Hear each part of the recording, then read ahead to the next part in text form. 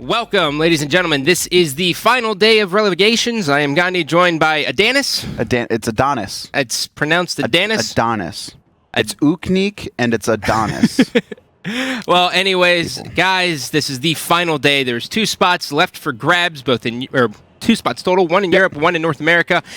And we have some good matches, Adonis. We do, and we had some great matches yesterday as well. Oh, yeah. First up, though, we're going to be doing the Broncos taking on Epsilon, and that's really going to be, can Epsilon defend the spot they deserve? And then after that, we'll be having Team Eager versus High Five. But yesterday, 2 best-of-5s, full set. You had yourself a very, very long day for the first time getting in the booth. Upcoming Stars versus fun. Elo Fishers. I think surprised a little bit, even though there was some banter around it. But even still, at the end of the day, it was a really, really good series. It was an amazing series. I mean, it went 5 games, and it was really the tale of 2 superstars, right? It was Sausage for Upcoming Stars. It was Git Fisher for Elo Fishers, the namesake there.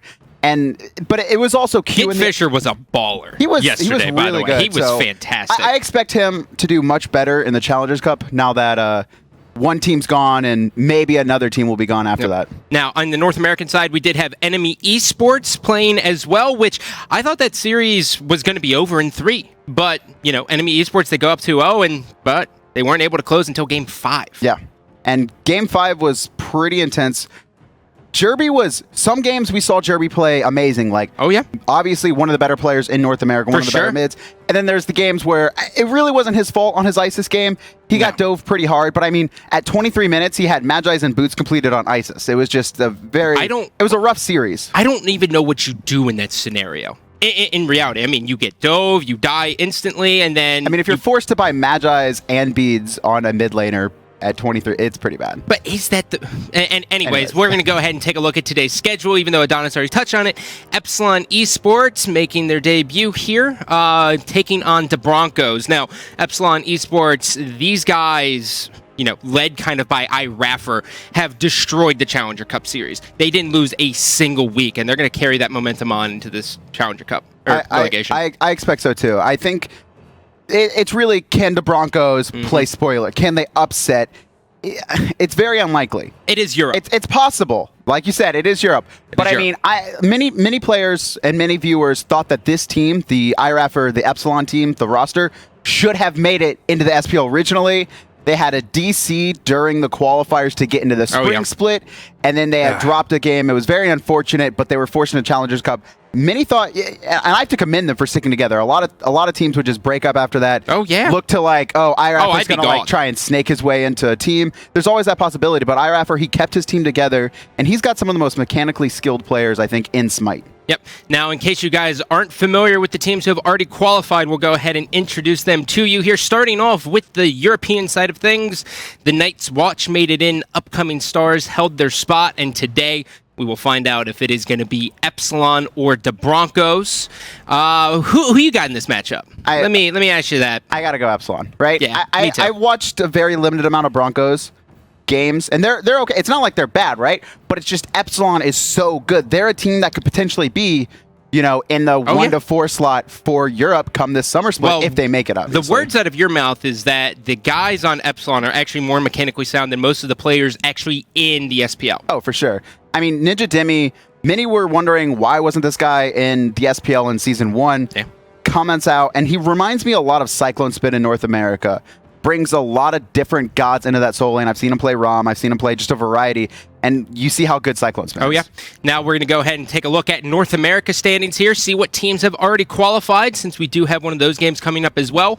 Legion will be the new addition. Enemy Esports hold their spot. And later on today, coming up after this series, it'll be Eager taking on Team High Five. Now, Eager, they're notorious for playing up to their competition as well as playing down to their competition. Do you think we're going to see Eager kind of slip today, or are we expecting them to kind of come out on top? I think they had their time of slippage, and that was not qualifying for the spring split originally. Yeah, I think so too. They're going to be pretty sound coming forward. I think they realized, all right, before it was, are we okay? Are we going to be good? Are we going to be bad? And then it's like, all right, we didn't qualify for the spring split. It's time to buckle down, and I think we're going to see that. Yeah, Lassus actually said that going into the Challenger Cup was probably the best thing that's ever happened to his team. I can see that. Because, they were taking everything for granted. They were used to just being so far ahead of everyone that it started slipping away, and they just instantly assumed that they were still better than everyone, and they were just getting unlucky. So it was a good wake-up call for them. But I think we're getting ready to head into this Epsilon versus the Broncos game here, and it is P's and B's time. You know, I tried it just like you did.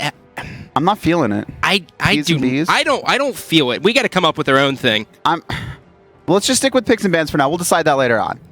Yeah? Athena, though, banned out. Are you shocked? Athena yesterday was absolutely dominant.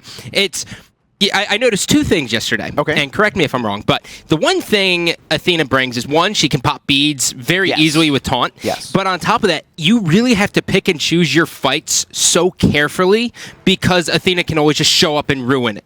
Yeah, she has the global presence, and she could be anywhere on the map at any time, and that's the same with the Thor we see banned out, right? I want to engage. It's the same with any global, like Giannis, Thor. I want to fight this, right? It's a 3-on-3. Oh, wait, they have a global ult. Now it's a 4-on-3. It's a losing battle. And we're going to see Thor banned out as well. Sylvanas, Bellona, all very top tier. Oh, yeah. Not very targeted. For sure. And then Serqet first picked. Serqet is a very strong jungler at all stages of the game. Her taunt and her base damage on Deathbane brings a lot of burst potential coming into the first set of mid camps. Well, wasting no time is the Broncos. They're going to go ahead and lock in Geb as well as Medusa. There's one thing I've noticed with Medusa. Lacerate can get her out of trouble almost instantly, but on top of that, her rotations are so fast. Now, that could have just been yesterday. Get Fisher was just really quick, but my God, she can cover a lot of ground. No, she can definitely close the gap, and I think her in mid-fights is one of the stronger mid-fight. Her ult is really good. The Death Gaze, it does so much for team fights where other hunters really don't have that. And in response, we're going to see Ram. So we're going to see the late-game hunter. You know, Ram has that steroid late game, increasing his power and attack speed. And then we have Poseidon also. Poseidon, very strong at mid-harpies. Yeah. Kraken at level 5 alone is just so big, and it hurts so bad that it almost guarantees the mid camps for him, depending on who they kind of synergize with. Now, going into this, Vulcan's going to get picked up. It's been a long time since we haven't seen him, but you got to wonder if we're going to see the Hunbats ban here. It's going to be a Guan Yu ban, so that's probably a little targeted, or at the very least, they don't want the Guan Yu Rom lane to push them out, because Geb not very good in lane, Medusa very good in lane. And also Guan just shreds the protections. That's true. Guan does a lot for a team, and if you can't shut him down, he could really be a hassle. He's one of those guardians, or he's a warrior, right? But he's played as a guardian typically, that just burns through opponents, and it's going to be an Ao Kuang ban coming out from Epsilon. I'm assuming that's a target ban.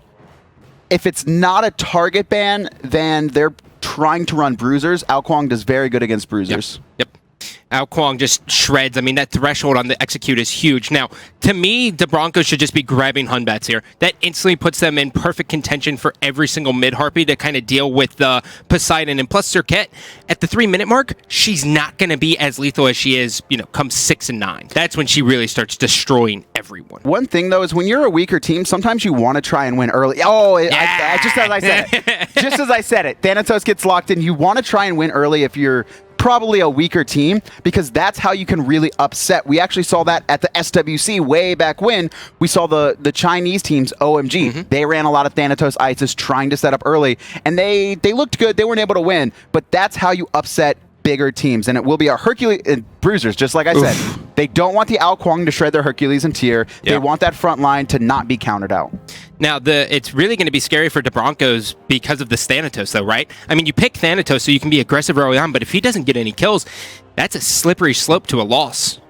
Yeah, and the bruiser picks are really going to make it hard for Thanatos to get going. He's still really strong against them early. He has percentage damage on his Death Scythe, but that's the thing. He has to get going even earlier than he would if he has to face off against squishy targets. Because once those players, once Hercules and Tyr, if they start getting their defensive items online, their Sovereignty or their Rune Forged, that's when it's going to be, who is he going to target? Who is Thanatos going to go on? Well, they're going to go ahead and pick Chaac and send him into the solo lane here. He'll be going up against Tyr, which basically just means it's going to be a slap fight. I mean, Chaac, very, very safe in lane. He can clear the wave underneath his tower if things are going south. But on the same side, I mean, Tyr, he's going to bring a lot to the team, but he's easily countered with Magi's. He is very easily countered, but he does a lot, and they also have a couple other abilities to pop Magi's. They have the Madness coming out of Serqet. They have Hercules knock up and his driving strike. So there's going to be multiple ways for Epsilon to pop the Magi's before Tyr goes in, or at the very least, Tyr can just pop the Magi's, and then Hercules can go in. Yep. The one thing I did love yesterday was the Gem of Isolation being the 3rd or 4th item every single time on the Poseidons. Whirlpool, it's so good. It's so annoying watching. I watched a Rama just get stuck in it. I was like, he's got a beads, right? Yeah, it's almost like me and Bart were talking about it. It's almost like a second ultimate with how strong the pool is. It slows you, pulls you in, and then on top of that, you have the slow from Gem of Isolation. There's no getting out unless you have a movement ability or beads. Yep.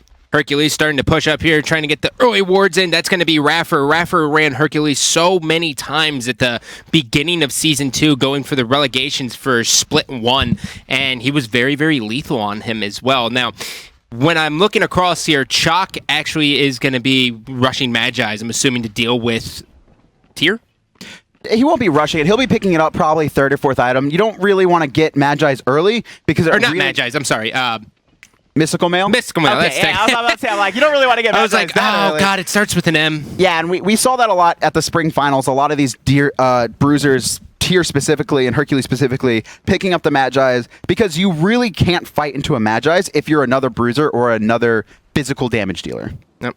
Well, looks like we have the early wards on here. No invades from either team. Thanatos still going to play very, very safe. He's got a Death Toll instead of... Oh, what are you saying? You see the Soul Stone here on the Vulcan?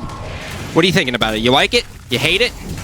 I was talking to some of the pro players, and what it comes down to is if you go Soulstone, you typically will also want to run a purple pot. He's obviously not doing that because there's a really high burst potential. So I'm assuming we're going to see Clyde try and poke out Poseidon before mid camps and potentially set up a kill for his jungler. Well, Adapting will head into lane here. And Adapting, former Tribes player, he loves the hi-rez games, to say the very least, Adonis.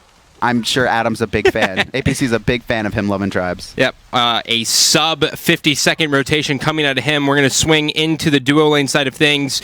Now, as expected, the Hercules and Rama lane will be able to shove the Geb and Medusa under tower pretty much the entire duration of the game, which also means that Hercules is going to have a very easy route to the 3-minute mid-harpies. Yeah, but he does have to be careful to not get picked. And Raffer just being so aggressive there. He's trying to poke out this Geb, but he's going to also take a lot of poke in response, taking a full wave of archers, getting himself to under half life. How many he only has 1 health potion, so he needs to be a little careful on committing. Well, the cripple is going to hit. They're still just going to be poking out the Geb here. Knock up will hit, but Emilito is going to be flying. Driving Trick's going to hit as well. Geb's shield will go on himself. He will live to see another day as Medusa will aggress. They really don't want to fight in this because of the archers.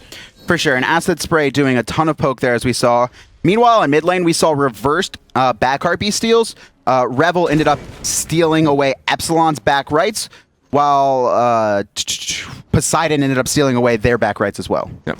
And now we're also going to be seeing Poseidon and Serqet go into the back left, clear out that for themselves, and go ahead and get back into the lane here. We are a minute from the mid-harpies. Now, Poseidon taking on Vulcan, we haven't really seen that much in Season 2. Tell me about this matchup.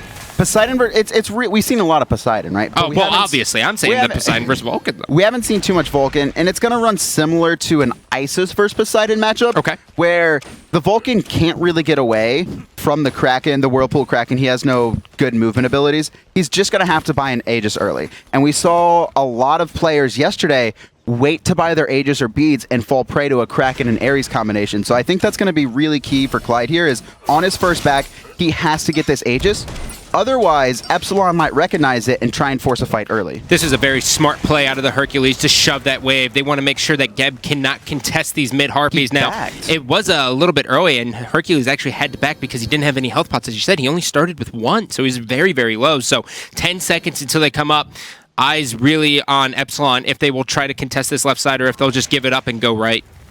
Yeah, and that was the poke I was talking about earlier. They are going to split these mid-harpies, is that Hercules was being so aggressive, but he took so much poke in response, he didn't have the health potions, and he didn't have the health to contest mid-harpies. They have to give up left. Even though they have a really good fight with Poseidon, they missed that opportunity. A little bit of tomfoolery coming out here. Serqet getting ready to jump over. They see that there is 3 in lane. Raffer still sticking around as well.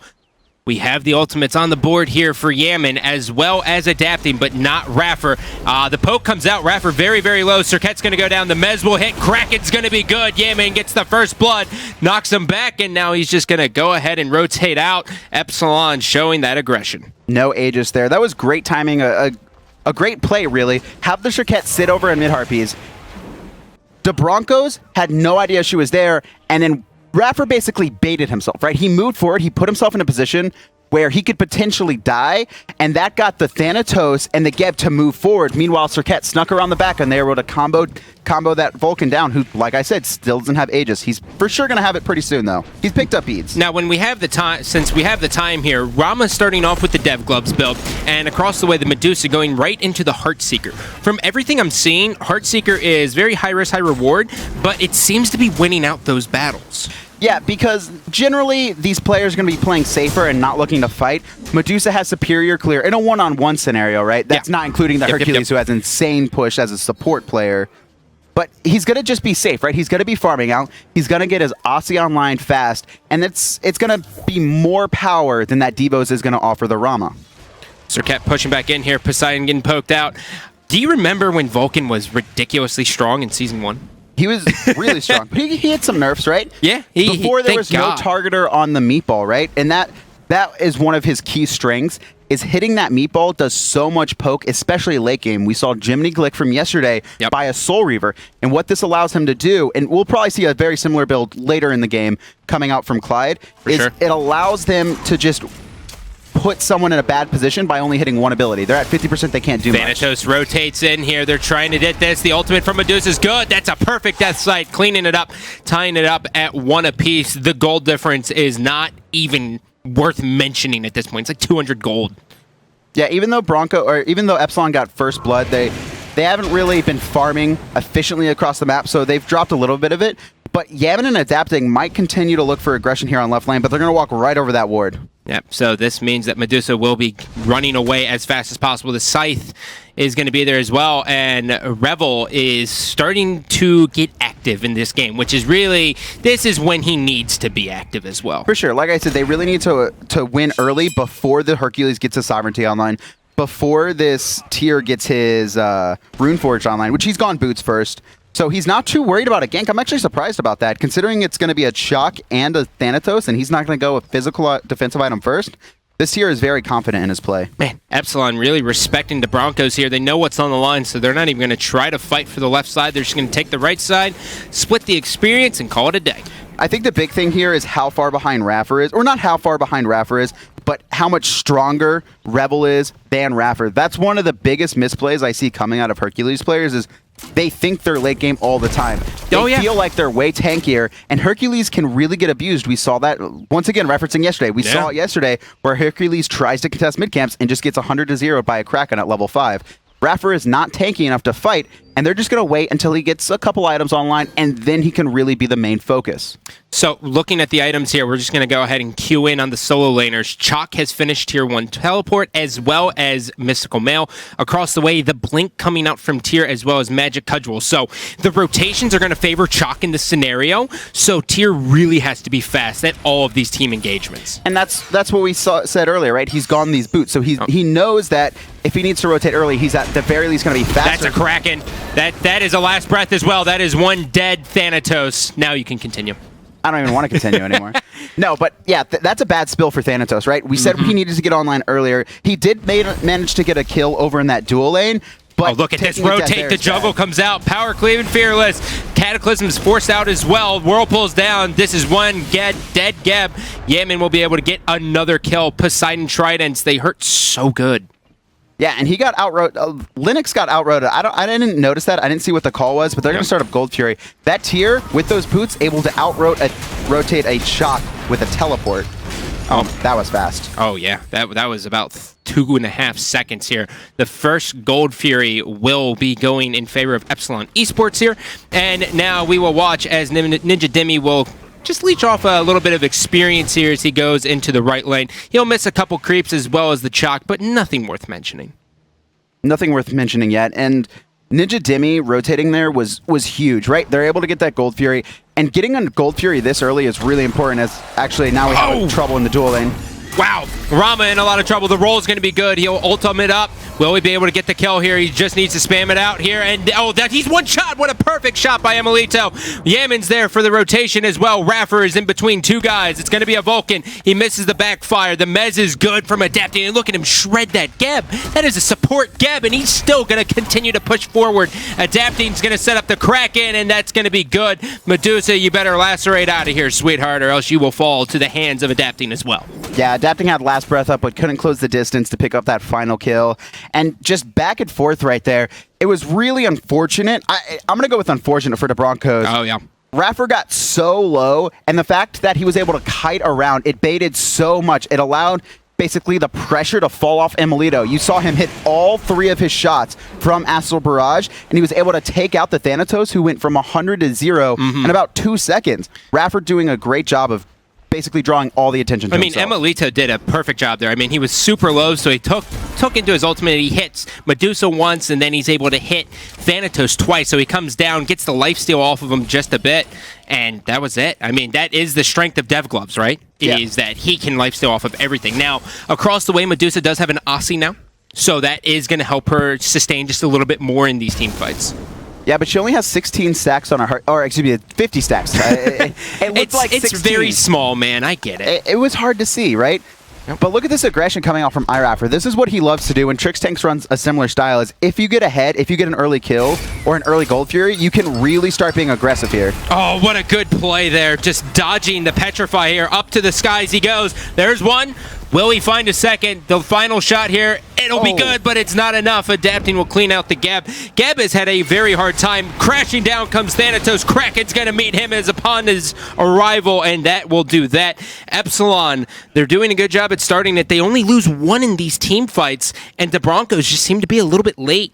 Just back and forth, right? First we saw hi-rez and Emilito escape with under 100 health, and then once again, right there, Emilito escaping with under probably 50 health. Oh, yeah? It's just Broncos are just barely shy on the damage they need to secure these kills, and if they were able to get those kills, I think this game would be much closer. Very, very good play out of Ninja Demi there, denying the back from Chaac. He does have teleport up as well. So the more of a nuisance he can be, the better off he is, as Raffer will kind of just freeze this lane as he waits for Poseidon to get here. Yeah, and Clyde is so scared, but look at the poke Raffer's taking, right? Like I said, Hercules not very tanky yet. He's going to take a lot of poke there, trying to zone out a Vulcan. I mean, he's only got power boots right now. I mean, he's got Mark of the Vanguard. Right? He didn't go a defensive item. He went into the power boots. Yep. He got an early Gold Fury. He wants to continue the aggression, and it looks like Rebel's looking for a gank in mid too. What's really interesting here is the fact that he's actually behind in gold on Geb, as we're going to go ahead and take a look at the solo lane here. The dive comes down on Chaac. The silence will be good. Do they have the follow-up damage? They don't, and Serqet will barely live here as Adapting. He's in a lot of trouble. The Thanatos comes on rotation. He's looking for it. He needs to hit a scythe, and he will just go ahead and silence it out. Misses that one, and now he is going to get juggled. He's in a lot of trouble as Ninja Demi is just going to make him pay for even looking at his lane. Yeah, Ninja Demi is 4 levels up, and really it was missing the scythe that was bad there. He still wouldn't have probably killed Ninja Demi simply because of how far ahead he is, and he has Rune Forged. Also, Chaac wasn't in a position to really follow up on that fight with his ultimate being down. But the fact that he missed it spelled his own death. And you saw them actually, Epsilon that is, commit a lot to this Chaac, and that's why it's hard to gank Chaac. He's so tanky with his base defenses. He's so tanky with how much base health he has, and then he has the Mystical Mail, huge defense on top, and a self-heal. Yep. Now across the way you can see the Rune Forge hammer is done, but speaking of the Thanatos really has about 8 more minutes of where he's excelling. I don't even think he has that much. Yeah, right? I mean, what, 3 tops? I think he missed his window. You think completely? I mean, at this point, Serqet's going to be able to 80% every single person on the Broncos. I mean, she doesn't even she doesn't have her crit yet, but Jotun's is done. This is the first huge power spike on Serqet. Yeah, he missed his window. His window would still be alive if he was even, but he's 3 levels behind. Oh, only 2 behind. But this Gold Fury is really going to spell something big. Wow. Vulcan ult's going to miss everything here as we're going to see the aggression out of tier. Forces Vulcan out. The beads are down. Raffer gets one. Rama, he's got the steroid going on. The poison's going to be there as well. Down goes Thanatos, but they're not done yet. Adapting goes. The knock up on Chaac. They're going to go for the dive here as then finally they're going to rotate out. Tier barely missing that blink fearless. It's so hard to hit. Adapting has to be careful. Chaac silence will miss, but on top is definitely Epsilon. Yeah, Epsilon wasn't even looking for the Gold Fury, right? They were just like, come to us, come to us. We saw the Vulcan ult get completely wasted. They immediately dropped, like, all right, well, there's Vulcan ult. We don't have to worry about that. Now, is that just because they killed a ward? Is that a big enough flag where it warrants a Vulcan ultimate to go over to that area? They don't know what's happening. Yeah. They don't know what's happening. You would like to see the rest of the team be in a better position to follow up off the Vulcan ult, but yeah, Epsilon, we just heard 4 sentry wards on Gold Fury. Like, they had no vision. Broncos had no idea what's happening. That's 500 gold for Gold Fury. You know what I mean? Like, that was 500 gold spent on sentry wards. It wasn't just Gold Fury, right? Because there was no vision, they were also able to pick up those kills because the Broncos, they have to defend. They can't just give up a Gold Fury uncontested twice in a row now. Yep. Well, red buff will be taken here. Poseidon will grab that at his leisure as he's just going to go ahead and farm up. Rama now finally starting to get there. He's got the Icavol. Next will be the Executioner. So once Icavol's really done, he can start aggressing like you're seeing. If he would hit that cripple, he really wants it. But here comes Adapting as well on the Serqet. The last breath will be good. They'll be able to poke him out. Medusa, see you later. Just nothing you could do. And even with wards there, it was Adapting's rotation was just too fast. And hi-rez for continuing the aggression. And did he? Okay, he is starting an offensive item. All right, yep. I was worried. I was like, is he starting? Is that a Jotuns? No, that's Serqet's Jotuns. All right, I was a little bit worried. Yep. It'll get you. Shoving mid lane is going to be Epsilon. We're 15 minutes into this game. The scoreboard reads 14-2. Meatball will be good. Backfire is not, though. And you can just see how intimidated they are of Raffer as they just go ahead and bury underneath their tier 2. They're like, well, if we get pulled, we're guaranteed to die. Yeah, 11,000 experience, 7,400 gold. It's at 15 minutes, dude. I know. I said this yesterday. That's like a 20-minute lead. That's not a 15-minute lead. No. I guess that's kind of close. Yeah. It's a big lead, though. So the Broncos now, they're down so much. Mm-hmm. Where do they even start to regain composure?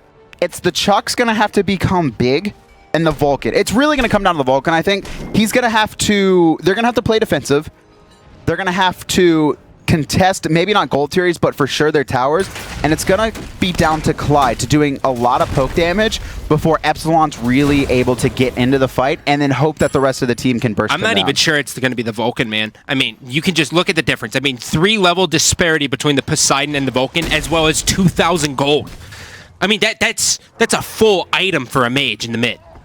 The thing, they can't pick anyone, because I think if they try and pick, the rest of Epsilon is going to be able to rotate and turn fights. They have to play defender, and right there, Rebel going to take a huge shot from the Kraken. He's going to barely live, though. Yep. 80% of his health just Emilito depleted there. Emilito. Has he missed a snipe? I think he's missed one, but he's gotten a kill damn near every single time, or at least has gotten the follow-up kill. The question is whether or not he will be looking to aggress in that duo lane here. Vulcan's going to get pulled. Geb Shield's going to be good. Raffer's still trying to push forward. Whirlpool will help him out a bit. Meatball's there, and that Vulcan's still managing to stay alive. He really just needs to be focused down one more time. A perfect pull. Adapting is everywhere. He is just doing all of the things. Barely. Oh, he hit the Mez as well. Beads are down, too. There's nowhere for him to go against Ninja Demi.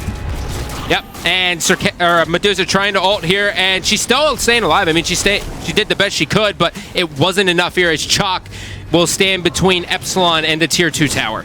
Yeah, they're just getting caught out. They need...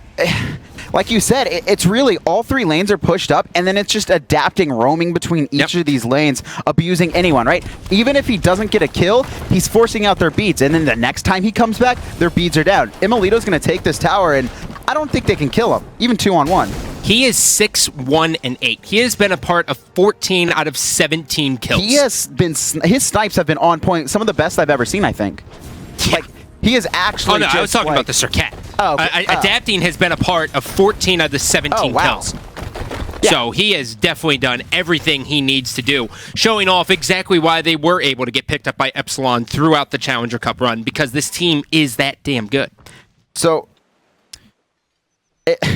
You know, I'm trying to look at where Broncos can come back from. Yeah, here's my question, right? Is it curtains for Broncos in this game? Does this warrant an F6? I mean, they're down 11,000 gold. The experience is through the roof. Put it this way. Even if Broncos plays perfectly, they can't win.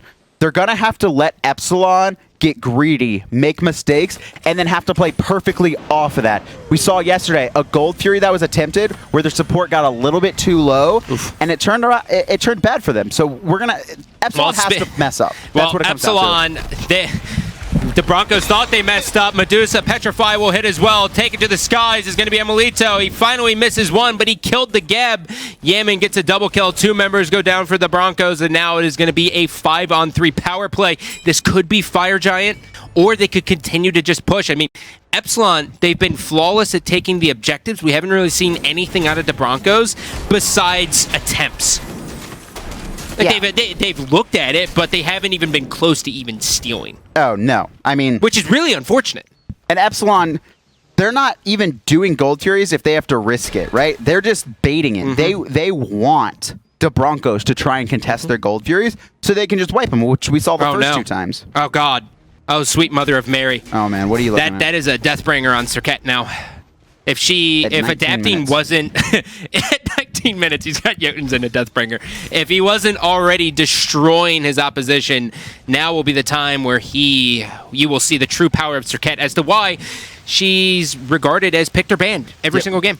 And now by it looks the majority. Like Linux is going to be at a bad spot with Emilito rotating in here. Does he have...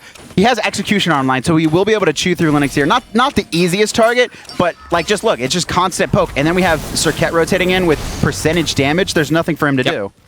And this is just a waiting game until Lennox finally dies, and down he goes.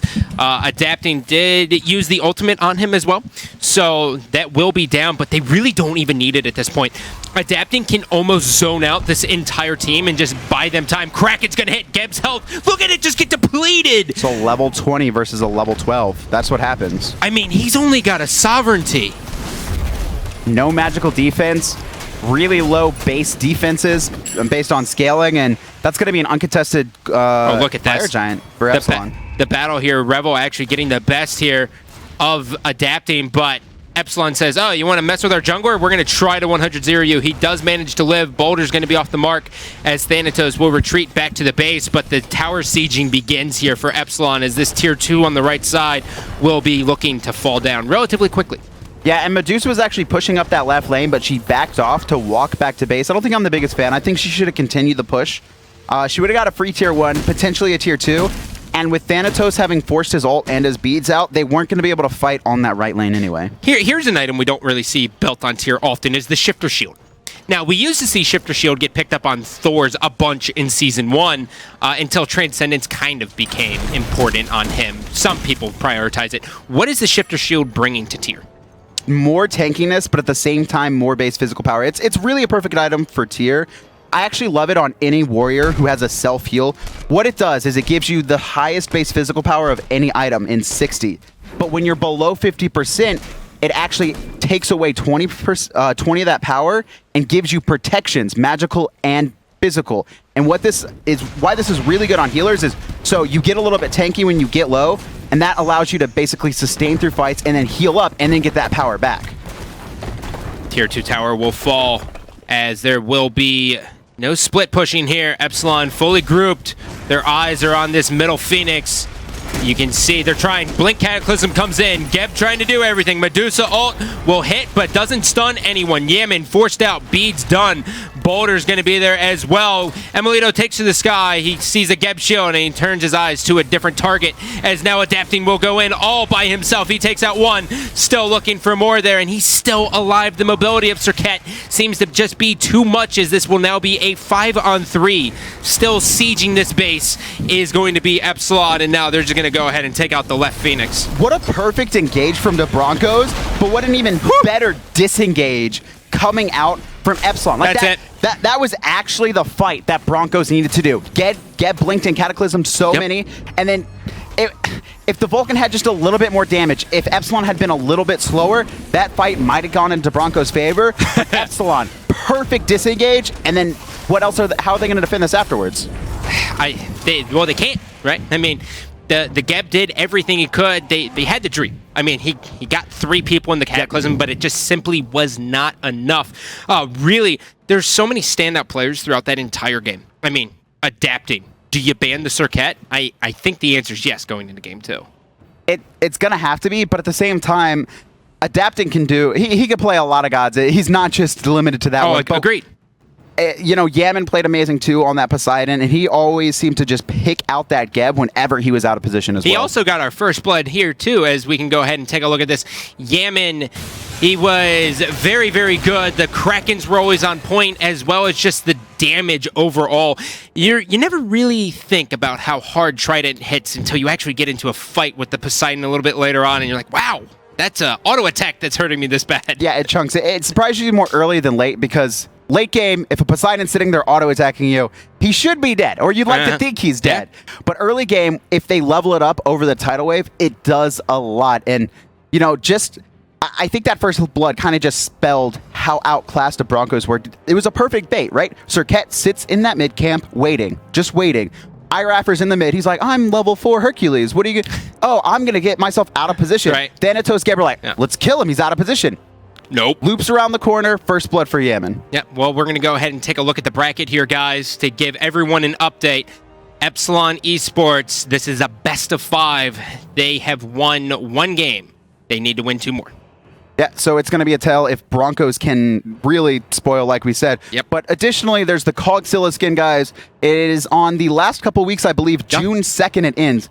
Every time you buy the Cognitive Gaming Scylla skill, you contribute towards a prize pool for a Cogsilla Invitational sometime later. Exactly. So if you guys remember the TSM Invitational that happened last year, which was actually amazing games. I mean, what ends up happening is during one of our splits, we'll end up having an additional LAN that's really just for these guys to play in that LAN environment for an additional prize pool. So every purchase goes directly to that. So we encourage everyone to buy it. And plus, all things told, who doesn't want to play as MLC Stealth? Yeah, like I mean, the skin's awesome, right? So not only it's MLC Stealth, right? And Scylla's in his the jersey. Guy. He's doing all the things. But every single one of her dogs actually has a dog tag for the other players. So there's an Andy dog tag, there's a Jeff dog tag, there's a Barracuda, and then an Omega one. Oh, you always have to save Omega for last, huh? You got some bad blood, man, huh?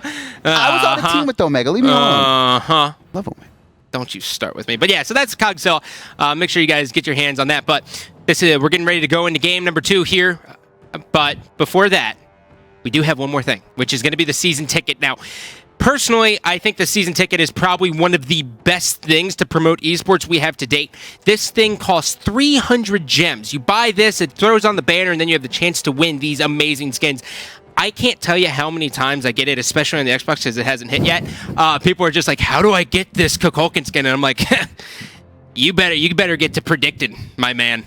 Because it is a lot of points you have to accumulate to get to that. I'm very good at predicting. Yeah, you ain't no me, dog. Whatever with your AFK, whatever. I won the Smite Esportspedia one. Oh, did you really? Yeah, I was there was only like 20, but I was number 1. Hey, dude, you got to be first at something, right? I'll take it. Yeah, you're first.